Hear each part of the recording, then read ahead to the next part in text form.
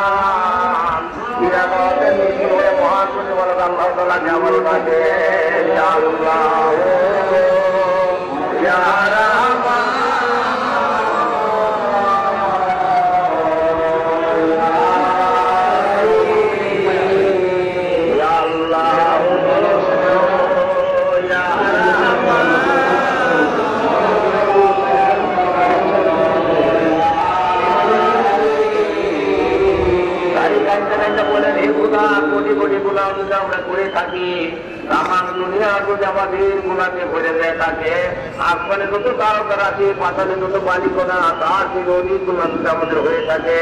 এই পরম পবিত্র করুন আমার খোদা তোমার রহমতের যে বড় গুনাহ করছিলাম আমরা করি নাই হে মাওলা আমরা কোটি কোটি গুনাহ যদি করে থাকি তোমার রহমতের যে বড় গুনাহ করছিলাম আমরা করি নাই হে মাওলা ইয়া আল্লাহ